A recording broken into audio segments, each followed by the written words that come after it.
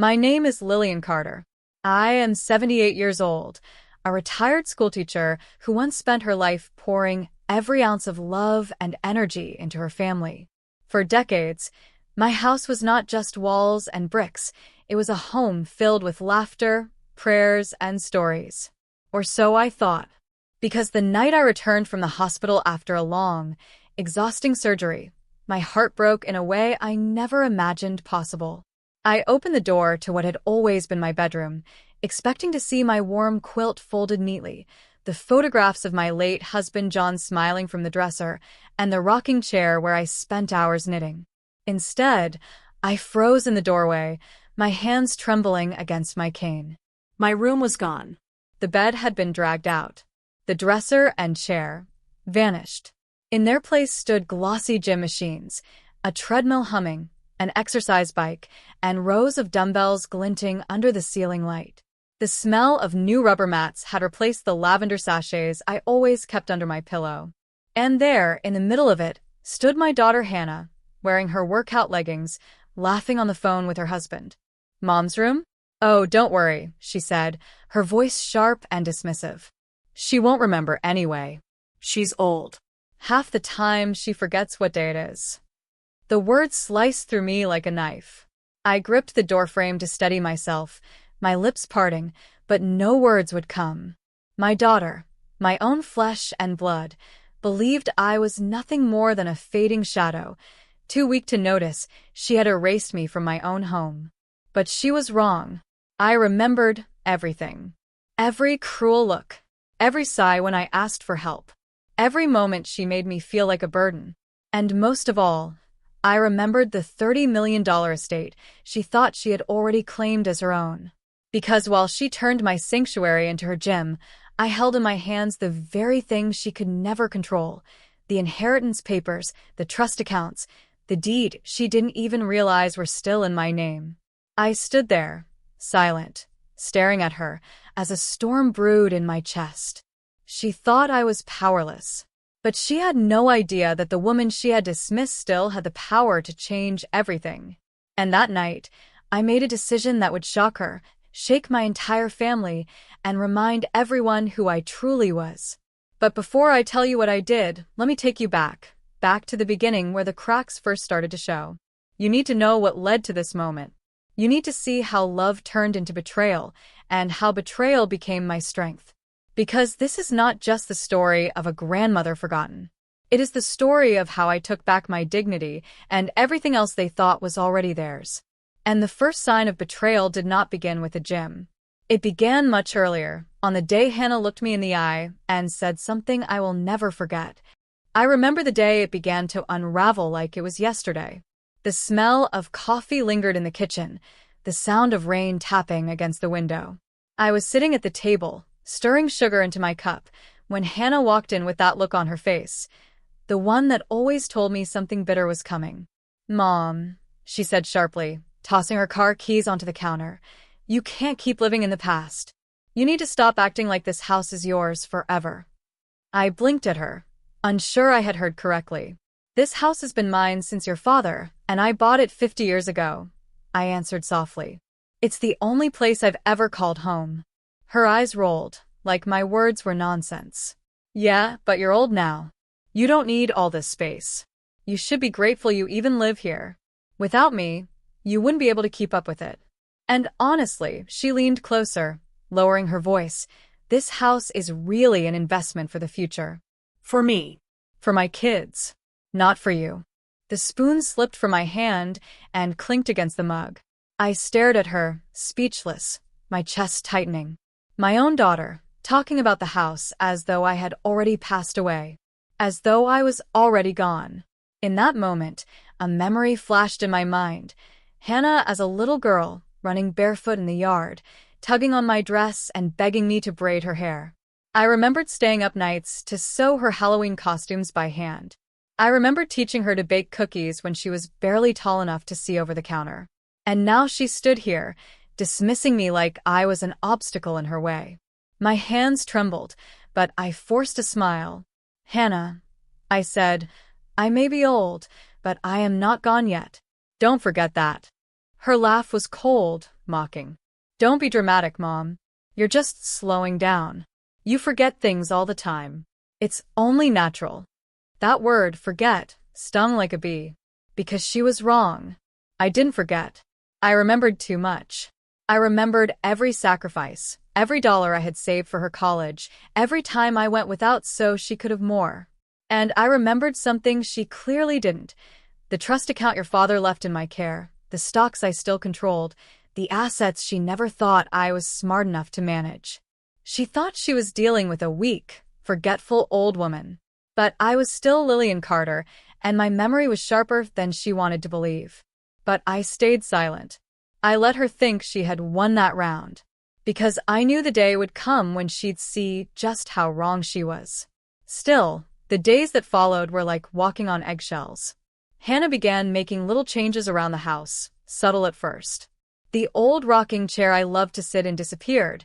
Donated, she said. My china set, carefully passed down from my mother, was suddenly packed away in boxes I never saw again. My closet was rearranged, my belongings shoved into corners like clutter.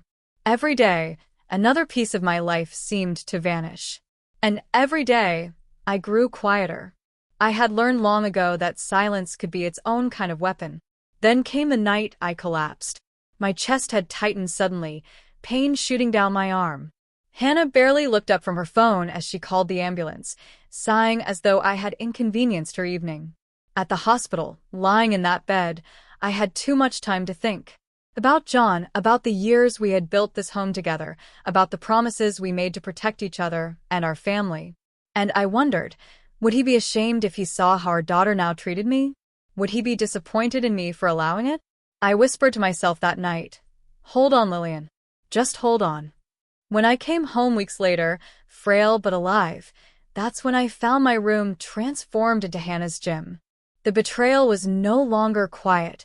It was loud, undeniable, standing in front of me in metal machines and rubber mats.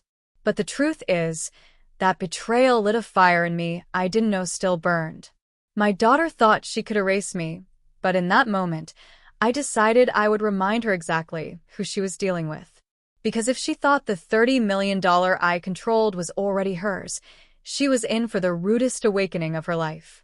And the first step of my plan began with a single phone call to someone Hannah never thought I would reach out to. Who was it, you ask? Well, that's where the story turns, and you won't believe the role this person played in what came next. The morning after I found my room turned into a gym, I sat in the kitchen alone, clutching a cup of tea that had long gone cold. My hands were shaking, but not from weakness. No, this was something else. It was anger, quiet but sharp, the kind that builds until it can no longer be ignored.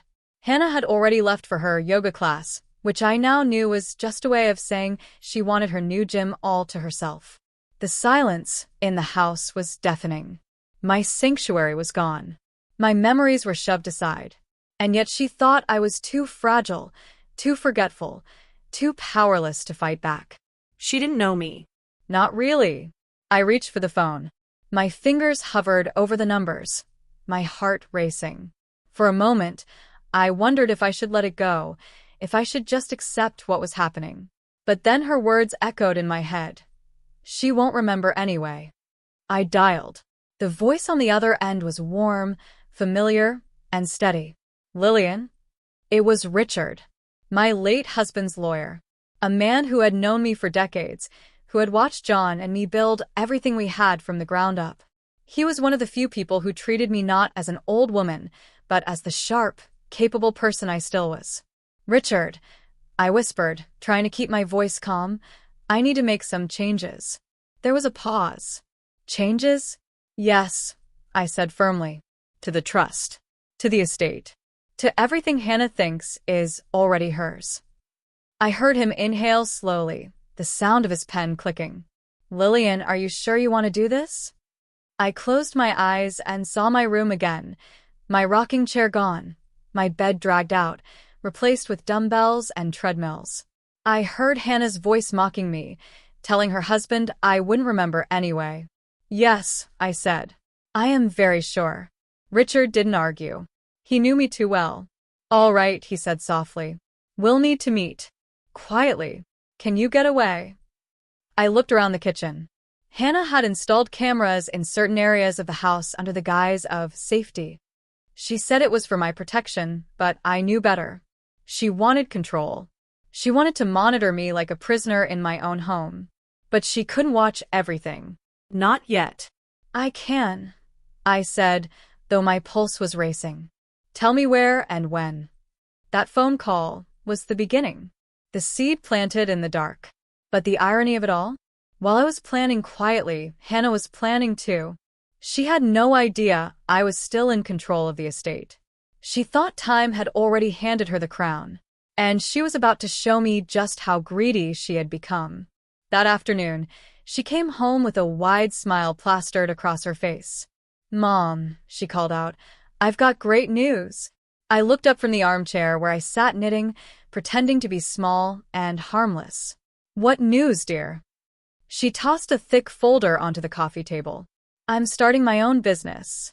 A fitness studio. Isn't that wonderful?" My stomach twisted. Of course.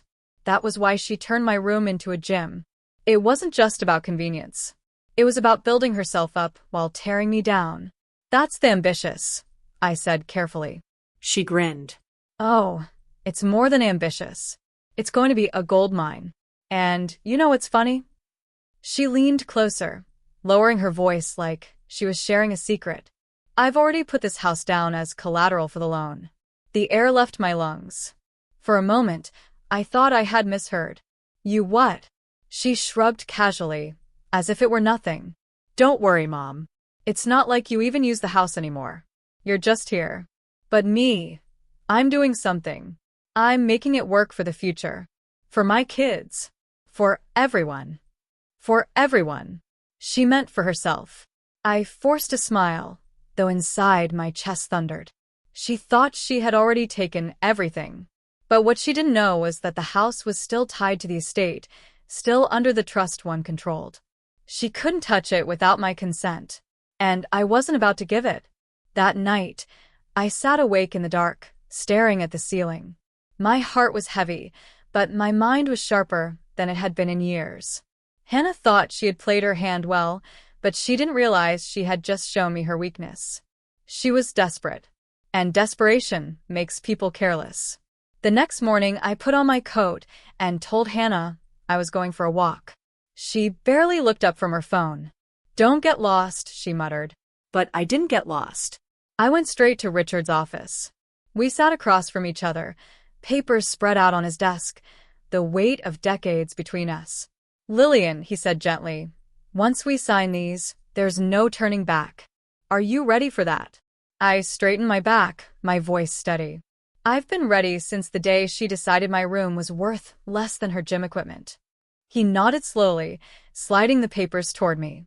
My hand didn't shake as I picked up the pen. For the first time in years, I felt powerful again. But just as the ink touched the paper, Richard's assistant knocked on the door, her face pale. "There's someone here for you," she said nervously. And when I looked up, I saw a shadow in the doorway. A familiar face I never expected to appear. My breath caught in my throat. It wasn't Hannah. It was someone else, someone who would change the entire course of the story. The figure in the doorway sent a jolt down my spine. I blinked, adjusting my glasses, wondering if my eyes were betraying me. It wasn't Hannah. It was Michael, my son. My only son, who had been absent for years, who had let his sister run wild with her arrogance while he buried himself in business and excuses. He stood there in an expensive suit, his tie loosened as if he had rushed, his face shadowed by something I couldn't yet name. "Mom," he said softly, almost cautiously, like he wasn't sure I'd even want to see him. For a moment, I didn't respond. My throat was dry, my hands gripping the pen that hovered over the paper. I thought of every holiday he missed, every phone call left unanswered, every time Hannah mocked me while he remained silent. And now here he was, suddenly appearing in the lawyer's office, just as I was about to sign away control of everything. "Michael," I whispered, my voice carrying years of pain. "What are you doing here?" Richard glanced between us, frowning, sensing the storm in the air. Michael stepped further inside, closing the door behind him. His eyes flicked to the stack of documents on Richard's desk, his jaw tightening. "I heard," he said finally, "about what you're doing. About changing the trust." My heart skipped. "How could you possibly know that?" He hesitated, then sighed. "Hannah. She told me you were losing your mind, that you were trying to make reckless changes to the estate. She asked me to stop you." My breath caught in my chest. Of course. Hannah was clever in her cruelty. She knew Michael had been distant, but she also knew he had always been the golden boy, the one who thought he knew best. If anyone could pressure me, she thought it would be him. "Mom," Michael said gently, pulling up a chair across from me. "You've been through so much. The hospital stay, your health. Maybe Hannah's right. Maybe now isn't the time for big decisions. Why don't you let us handle it? You've done enough. You can rest now." Rest. That word again. As though I were some fragile doll to be put back in a box and left to gather dust. I narrowed my eyes. "Michael, tell me honestly. Do you think I've lost my mind?" He looked startled, shifting in his seat. "No, of course not. But what?" I snapped, my voice sharper than I intended. "But you think I'm too old to know what's happening around me? Too weak to decide what happens to what your father and I built?" He flinched, guilt flashing across his face. "That's not what I meant." "Then what did you mean?" I pressed, my hands trembling but my voice steady. "That I should roll over and let Hannah erase me from my own home? That I should let you both treat me like a burden until there's nothing left of me but dust in the corners of her shiny new gym?" Silence filled the room. Even Richard looked away, giving me space. Finally, Michael leaned forward, lowering his voice. "Mom, Hannah told me you don't remember things anymore. She said you forgot Dad's birthday. She said you asked the same questions over and over." I felt the blood drain from my face. That was her game.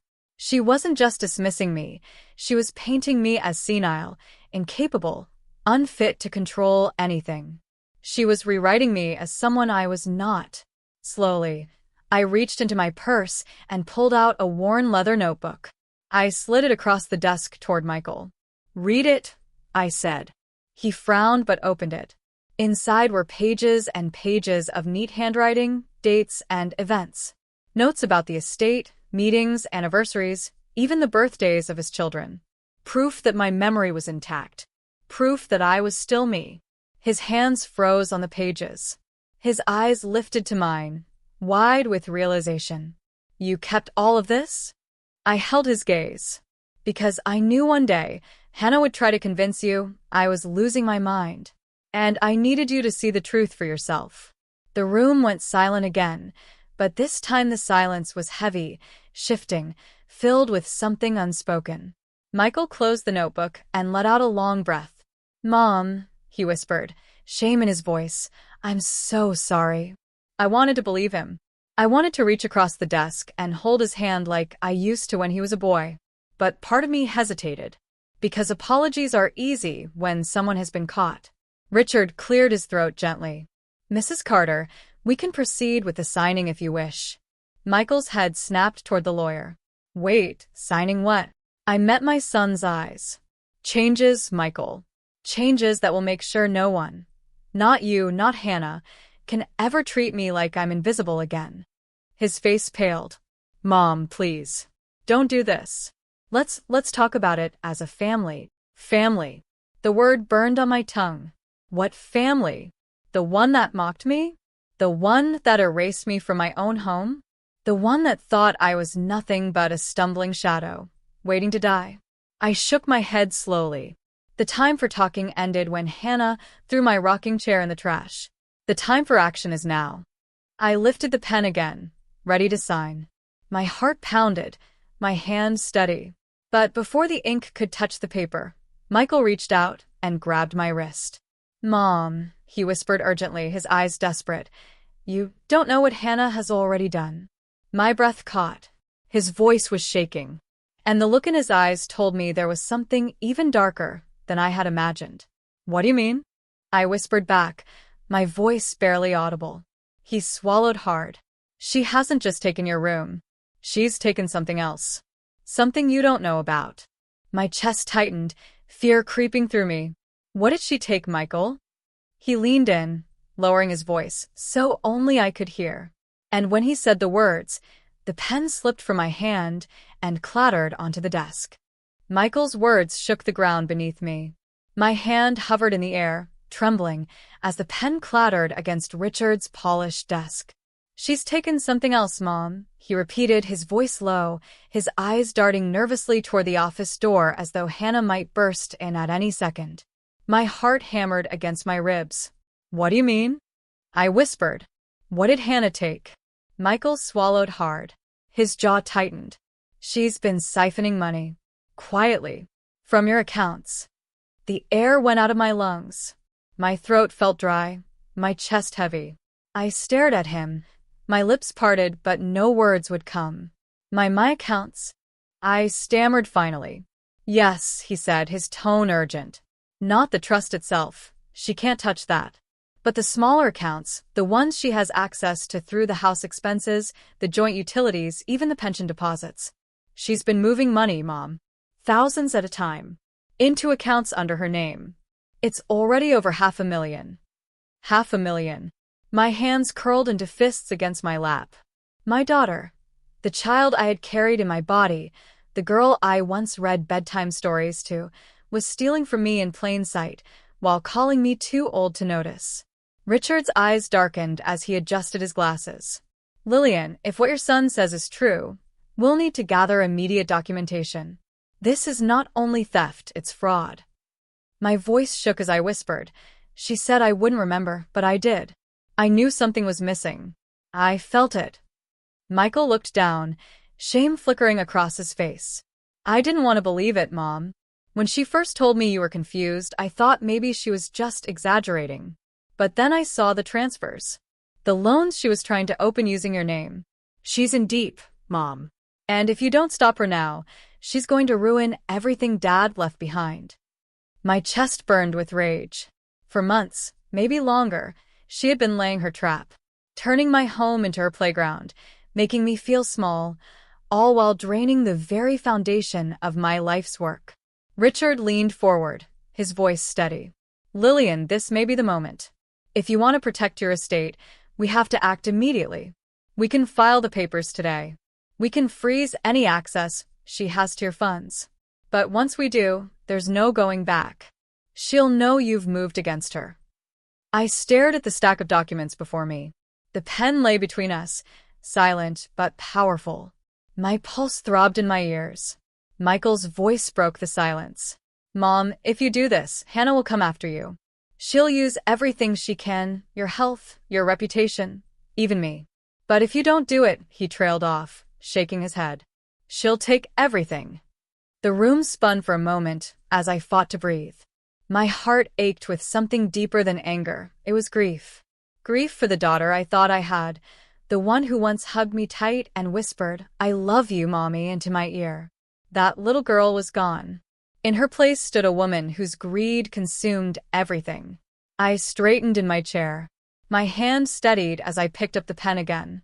No more, I said quietly but firmly. She thinks I'm weak. She thinks I don't see her. But she's about to learn just how much I remember. Richard nodded once, sliding the papers toward me. The ink glided smoothly across the page as I signed my name, each stroke a declaration that I was not invisible, not powerless, not finished. When I lifted the pen, the papers were complete. The trust was altered. Control was locked. Hannah's grip had been broken. For the first time in months, I felt air fill my lungs like a cleansing storm. But the victory was short-lived. Because just as Richard gathered the papers, his assistant returned, her face pale. "Mrs. Carter," she said softly, "you have a visitor." I frowned. A visitor? She hesitated, glancing nervously at Michael. "It's Hannah." My blood ran cold. Richard looked at me quickly. "Do you want me to turn her away?" But it was too late. The office door creaked open, and there she was, my daughter, standing in the doorway with a tight smile that didn't reach her eyes. Her gaze swept over the desk, the papers, the pen still warm in my hand. And I saw it, the flicker of realization in her eyes, followed by something darker. "Oh," she said softly, her voice dripping with venom. "So, this is what you've been doing?" My pulse roared in my ears. Michael shifted in his chair, ready to speak, but Hannah's eyes locked on me, sharp as a blade. "You signed, didn't you?" she whispered. "You signed everything away." Her voice trembled, not with fear, but with rage. A rage so raw, I could feel it like fire in the room. And then she stepped inside, closing the door behind her. "Fine," she hissed. "If that's how you want it, Mom, then I'll show you just how cruel I can be." The door clicked shut behind Hannah, and the room seemed to shrink. Her eyes, blazing with fury, locked on mine as if she could burn holes straight through me. My chest tightened, but I didn't look away. Michael stood, his hand half raised as if to shield me. "Hannah, stop. You don't know what you're saying." She laughed, a cold, sharp sound that didn't belong to the daughter I once held in my arms. "Don't I? I know exactly what's happening here." She pointed at the signed papers on Richard's desk, her voice trembling with rage. "She's rewriting everything behind my back. After all I've done for her." "All you've done?" I repeated, my voice cracking. "You stole my room. You took my money. You've been treating me like I'm already dead." Her jaw clenched, her nostrils flaring. "You don't get it, do you? You're not capable anymore, Mom. You barely made it through your surgery. You can't take care of this house, this estate, this fortune. Someone has to step up. And if it wasn't me, it sure wasn't going to be Michael." Michael flinched, but said nothing. I sat taller in my chair, my voice steady despite the storm raging inside me.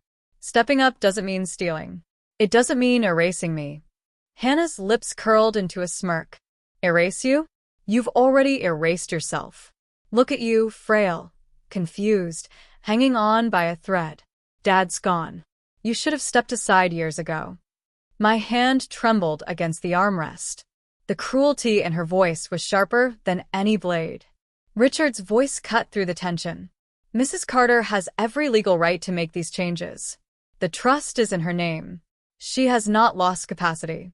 Hannah's glare shifted to him. "Stay out of this, Richard. You've always taken her side." Richard didn't flinch.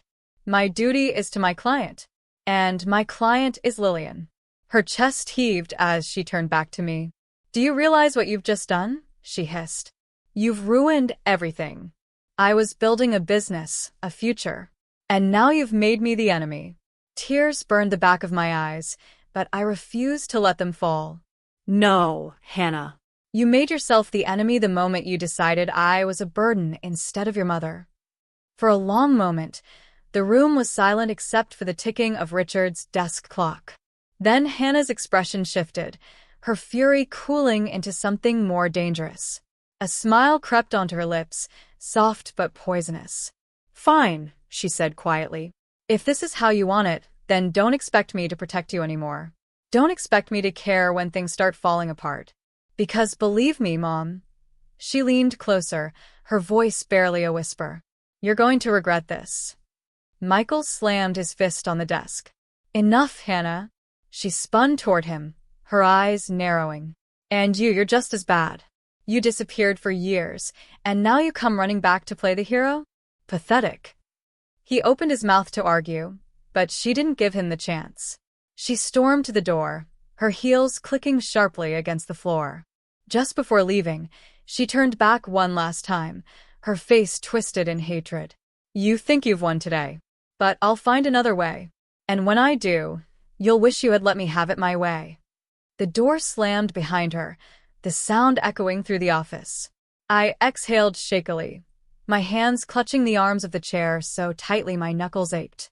My body trembled, not just from fear, but from the weight of what had just unfolded. Michael knelt beside me, his hand covering mine. "Mom, are you okay?" I swallowed hard, forcing myself to breathe. "No," I whispered, "but I will be."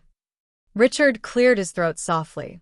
"Mrs. Carter, I'll have these changes finalized immediately. Your daughter cannot undo them without your consent. But be prepared, this won't be the end of it." She may try other means. I nodded slowly. I know. Michael's eyes searched mine, full of guilt. I should have been here sooner. I should have stopped her before it got this far. I squeezed his hand gently. The past is gone, Michael.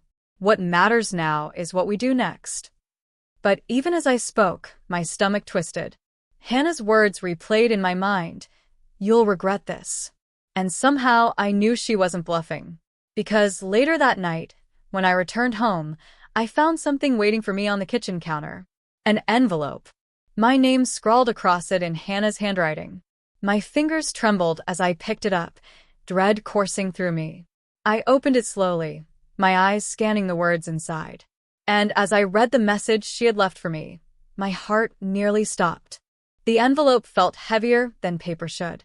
My hands shook as I slid my finger under the flap, pulling out the folded note. Hannah's handwriting, sharp and hurried, stared back at me like a snake ready to strike. I read the first line aloud, my voice trembling. You've made your choice, Mother. Now I'll make mine. My stomach tightened. I read on. Don't think you can cut me out and still sleep peacefully in that house. I know things you've hidden, things even Michael doesn't know. If you go through with this, I'll make sure the entire world sees the truth about you. And when I'm done, you'll have nothing. Not your fortune. Not your dignity. Not even your family. I gasped, clutching the paper against my chest, as if it could stop my heart from racing. What truth could she possibly mean? What was she threatening? Michael appeared in the doorway, his tie loosened from a long day. Mom? What is it? Wordlessly, I handed him the note. His eyes scanned the words, his jaw tightening. She's bluffing, he said firmly, though his voice wavered. Are you sure? I whispered. She's already stolen money. She's already lied about me. What if she... My voice cracked. What if she really does have something? Michael rubbed his forehead, pacing the kitchen. She's angry. She's desperate. People say all kinds of things when they're cornered. But I knew my daughter. Hannah didn't make empty threats. She was calculated, clever, ruthless.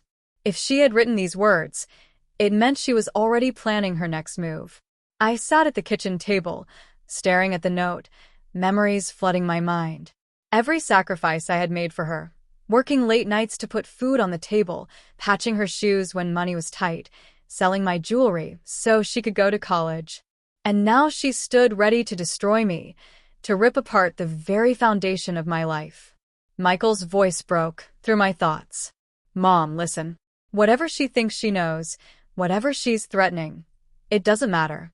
You did the right thing today. You protected Dad's legacy. You protected yourself. But even as he spoke, I couldn't shake the dread gnawing at me. Hannah wasn't the type to back down. She would strike harder now, with more venom than ever. The next few days proved me right. It started small. I'd hear whispers from neighbors. Is Lillian okay? We heard she's confused lately. Someone at church asked if I was moving into assisted living soon. A nurse from my doctor's office called, saying Hannah had expressed concerns about my mental health.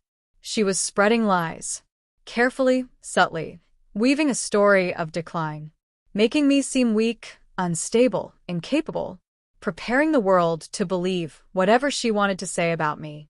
And then came the second blow. Richard called one morning, his voice tight. Lillian, I just received notice. Hannah is contesting the changes you made to the trust. She's claiming you're not of sound mind. My breath caught. She can't. She can try, Richard interrupted. And she is. We'll fight it, of course. But be prepared. This will get ugly. She'll bring witnesses. She'll bring every piece of gossip she's been planting against you. I pressed the phone to my ear, my hands trembling. She was doing exactly what she had promised, stripping me of dignity, brick by brick, painting me as a confused old woman unfit to hold her own legacy. That night, I sat by my bedroom window, the room I had finally reclaimed after forcing Hannah to move her gym equipment out. The moonlight spilled across the floor, cold and silver. My mind churned with fear, anger, and something else, determination. She wanted a war, and I would give her one, but not the kind she expected. I knew Hannah's weakness. Greed. It blinded her. It made her reckless. And if I played my cards carefully, I could use that greed to unravel her from the inside. The question was how. I looked down at the note in my hands, the venom in her words burning through me. And that's when the idea came, bold, dangerous, but powerful. I would set a trap. A trap only a greedy heart could fall into. But I couldn't do it alone. I needed allies. People Hannah didn't know I could still count on. People she would never suspect. The next morning, I picked up the phone, my hand steady for the first time in weeks. I dialed a number I hadn't called in years. The line rang once, twice, 3 times. And then a familiar voice answered. Lillian? Well, I'll be damned. After all these years. Why are you calling me now? I smiled faintly, my heart pounding. Because I need your help. And together, we're going to teach Hannah a lesson she'll never forget. But I had no idea just how deep the betrayal would go, or how dangerous Hannah's next move would be. The voice on the other end of the line was gravelly, touched with age, but strong, steady like an anchor. It was Samuel Hayes. Once upon a time, Samuel had been John's closest friend. They served together in the army, built their families side by side, and later worked on investments together when we were young and scraping by. But somewhere along the way, after John's passing, contact faded. Samuel had moved across the state, and Hannah always discouraged me from reaching out, saying, "He's too busy, Mom. Don't bother him." Now I understood why. She didn't want me to remember who my allies were. She wanted me isolated. "Samuel," I said softly, "I'm sorry it's been so long, but I don't know who else I can trust." There was a pause on the line, then a chuckle. "You don't need to explain, Lillian. I've heard whispers. About Hannah. About how she's been treating you. And when an old friend calls for help, well, you know I won't turn my back." Relief surged through me. My shoulders sagged as if a weight had lifted. "Samuel," I whispered, tears pricking my eyes, "she's trying to take everything. She's painting me as confused, unstable. She's contesting the trust. She's stolen money, lied to neighbors. She's even threatening to expose secrets I don't even know about." He grunted. "Classic manipulation. I've seen it before. She's cornered, so she's trying to break your spirit. But you still hold the cards, Lillian. Don't forget that."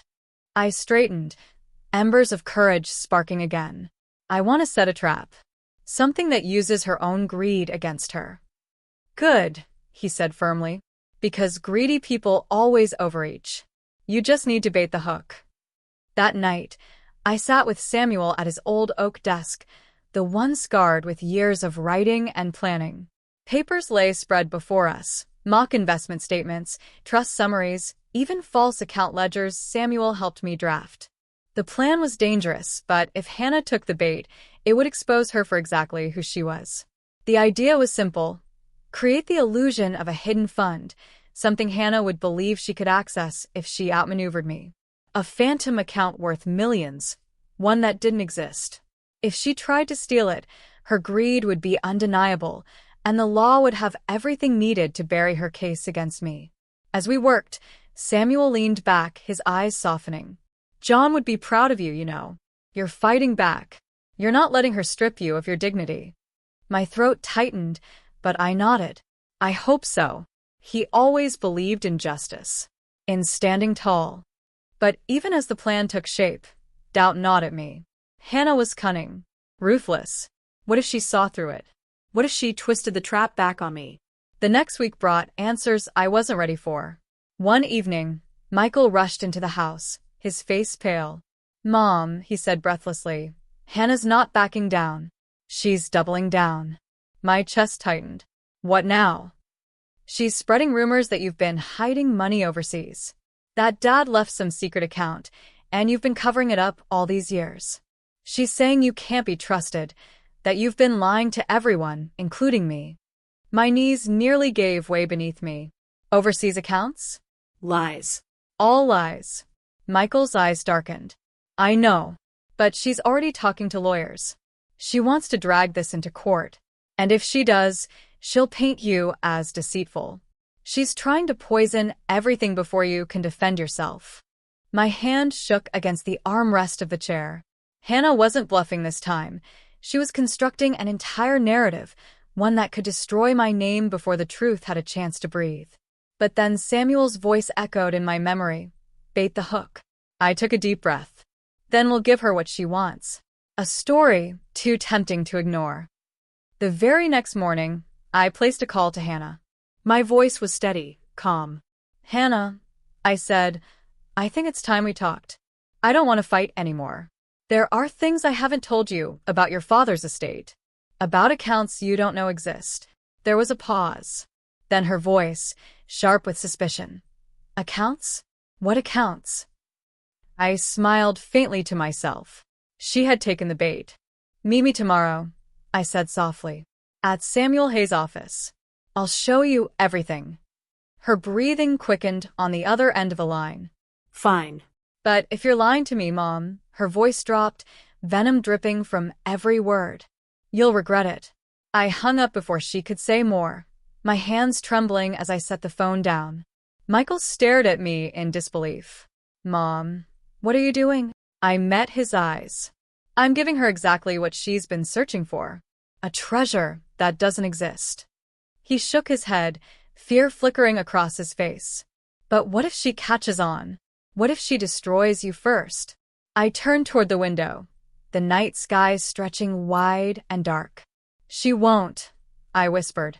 Because when greed blinds you, you stop seeing the truth right in front of you. The next day would decide everything. Hannah thought she was walking into an opportunity, but she was really walking into a trap. What I didn't know then was that she wasn't coming alone. She would bring someone with her, someone who would turn my entire world upside down. The morning of the meeting arrived with a storm in my chest. I sat in Samuel's office, the old oak desk between us, my hands folded neatly though my heart pounded like a drum. The documents, the bait, lay spread out, looking convincingly official. Bold numbers, foreign accounts, a so-called hidden inheritance. Samuel leaned back in his chair, studying me. Lillian, once she sees this, she'll show her true colors. But be ready. Greedy people don't walk into traps quietly. I nodded, though my palms were damp. I had prepared myself for Hannah's fury, her lies, her arrogance. What I hadn't prepared for was who she would bring through that office door. The handle turned sharply. Hannah entered first, her heels clicking against the wooden floor, her face set in cold determination. But behind her came another figure, one that nearly stopped my breath. It was Dr. Collins. My doctor. The man who had overseen my surgery, the man I trusted with my health. Hannah, my voice shook. Why is he here? She smirked, folding her arms across her chest. Insurance. If you try to pull something, I want a medical professional here to confirm exactly what state you're in. Dr. Collins looked uncomfortable, adjusting his glasses. Mrs. Carter, he said softly. Hannah asked me to accompany her. She expressed concern about your condition. Condition. The word made bile rise in my throat. She had dragged my doctor here as her weapon, to paint me as unstable, unfit. Sit down, Samuel said firmly, gesturing to the chairs. Let's get to it. Hannah's eyes flicked to the papers on the desk. Her breath caught audibly, though she tried to mask it with a scoff. So it's true. There are accounts. I kept my face calm, though inside I trembled. Your father was a cautious man, I said slowly. He believed in protecting the family. Some accounts were kept hidden until the right time. Her pupils widened, hunger gleaming behind her eyes. How much? Enough, Samuel replied coolly, tapping the papers. But they are complicated. They require careful handling. And the beneficiary must be capable of managing them properly, legally and mentally. The last words made Hannah's eyes narrow. She turned to Dr. Collins, her voice sharp. You see? This is what I've been telling you. She's spinning stories, hiding things, making reckless decisions. But Dr. Collins didn't respond right away. His gaze had settled on me, thoughtful, almost conflicted. I met his eyes steadily. Doctor, you've seen me. You've spoken with me. Do I strike you as a woman who doesn't know her own mind? His lips pressed together, but he didn't answer. Hannah leaned forward, her hand slapping against the desk. Stop pretending, Mom. You're not fooling anyone. You've been confused for months. That's why I had to step in. That's why I should be the one to handle these accounts. Her voice cracked with desperation, and for the first time, I saw it, fear. Not just greed, but fear of losing her grip, fear that the world would see her for what she truly was. Samuel arched a brow. You're very eager, Hannah. Almost too eager. Why is that? She glared at him. Because this is mine. It should have been mine all along. Everything she has, this house, this money, this legacy, it should have been passed to me already. But she clings to it like some selfish old hag. The word hag sliced through me, but I kept my composure. Because in that instant, she had revealed herself, not just to me but to Michael, to Samuel, to Dr. Collins. Michael, who had been silent in the corner until now, stepped forward. His face was pale, his voice shaking with anger. Do you hear yourself, Hannah? That's our mother you're talking about. The woman who raised us, who sacrificed everything. And you call her selfish? Hannah's face twisted, but she didn't back down. Oh, don't play Saint Michael. You disappeared for years, leaving me to deal with her. You don't know what it's like watching her decline. You don't know how much work it takes to manage everything while she clings to control she doesn't deserve. Her voice cracked again, louder now, her control slipping. I earned this. I've put in the time. I deserve every penny. The room went silent. Dr. Collins shifted uneasily, his eyes darting between us. Samuel leaned back in his chair, his lips curling into the faintest of smiles. The trap had sprung. Because Hannah wasn't just greedy. She was careless in her greed. She had said too much, shown too much. But just as I began to feel a flicker of victory, Hannah turned sharply, her finger jabbing toward me. You think this is over? You think you've beaten me?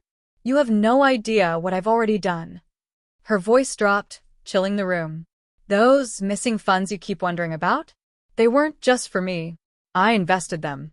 And if you ruin me now, you'll lose more than money. You'll lose something you can never replace. My heart stopped. What did you do, Hannah? I whispered. Her smile was cold, triumphant. You'll find out soon enough. The words hung in the air like poison. You'll lose something you can never replace. My chest tightened as Hannah's cold smile lingered. Her confidence wasn't empty. She had done something vile enough to make her believe she held the winning card. Samuel's brow furrowed. What exactly do you mean, Hannah? What did you invest in? She tilted her head, her smirk widening. Oh, you'll see. When it all unravels, you'll see. Michael slammed his hand against the desk, making the papers tremble. Stop playing games, Hannah. What did you do with Mom's money? For a moment, I feared she wouldn't answer.